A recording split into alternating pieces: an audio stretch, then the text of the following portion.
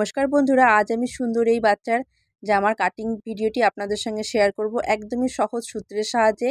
এই একই সূত্রের সাহায্যে আপনারা যে কোনো বয়সের বাচ্চাদের জন্য ড্রেসটি তৈরি করে নিতে পারবেন।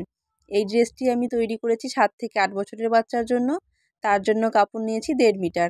আপনাদের কত বছরের বাচ্চার জন্য কতটা কাপড় নিতে হবে সেটা জানার জন্য আমাকে কমেন্ট করতে কিন্তু একদমই ভুলবেন না। প্রথমে আমি উপরের পাটটা কাটিং করব। উপরের পাটটা কাটিং করার জন্য কাপড়টাকে 2 ভাঁজ করে 4 পাট করে নেব। এই দেখুন 4টা পাট হয়েছে। এরপর উপরে সোজা করে একটি দাগ দিয়ে দেব। তো আপনাদের বাচ্চার শেষ্ঠ অবধি যেটা মাপ হবে তার সঙ্গে 1 ইঞ্চি বাড়িয়ে উপরের পাটটার মাপটা বের করে নেবেন। তো এখানে আমার ছিল 11.5 ইঞ্চি, 1 ইঞ্চি বাড়িয়ে 12 ইঞ্চি করে নিচ্ছি। তো 12 ইঞ্চিতে সোজা করে একটি দাগ টেনে নেব। এরপর হচ্ছে পুটের মাপটি বের করব। তো পুটের মাপটি বের করতে হলে আপনার বাচ্চার পুট যা হবে সেটাকে অর্ধেক করে নিলে কিন্তু পুটের মাপটি বের হয়ে যাবে। তো পুট এখানে আমি 5 ইঞ্চি নিলাম। তো পুট যা নেব বগলের মাপটাও সেম একই নেব, 5 ইঞ্চি নিলাম। তো বগলের মাপটা সোজা করে টেনে নেওয়ার পর এখানে বডির মাপটি বের করব। তো বডি যা হবে তাকে 4 দিয়ে ভাগ। তো বডি ছিল আমার 24 ইঞ্চি, 4 দিয়ে ভাগ করলে 6 ইঞ্চি হবে আর 1 ইঞ্চি বাড়তি।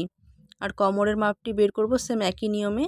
তো কোমর এখানে আমার 23 ইঞ্চি ছিল, 4 দিয়ে ভাগ করলে হবে 6-এর থেকে একটু 2 পয়েন্ট কম হবে আর 1 ইঞ্চি বাড়তি। তো এই দাগগুলোকে সোজা করে টেনে নিচ্ছি। এরপর নিচ থেকে কোমরের দিক থেকে 1/2 ইঞ্চি তুলে নেব। তাহলে কি হবে, শেপটা সুন্দর হবে তৈরি করার পর ড্রেসটা। এরপর বগলের শেপটি সুন্দর করে এঁকে নেব। বগলের শেপ আঁকা হয়ে গেলে পুট গলা নেব। তো পুট গলা নেব 2 ইঞ্চি আর গলার লম্বা নেব 4 ইঞ্চি। তো এখানে একটি বক্স তৈরি করে নেব। তারপর গোল গলার শেপটি সুন্দর করে এঁকে নেব। এরপর 2 পয়েন্ট মতো পুট ডাউন করে নেব। এরপর ড্রয়িং অনুযায়ী কাপড়টিকে কেটে নেব।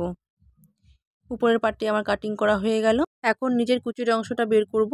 সেটা বের করার নিয়ম হচ্ছে ফ্রকের যে মেন ঝুল থাকবে তার থেকে উপরের শেষের মাপটা বাদ দিতে হবে। তো মেন ঝুল ছিল আমার 30 ইঞ্চি, সেইখান থেকে 11.5 ইঞ্চি বাদ দিলে যা থাকবে সেটাই আমি নিয়ে নিয়েছি কুচির জন্য। আর কুচির চওড়াটা যতটা আপনারা কুচি দিতে চাইবেন ততটাই রেখে নেবেন।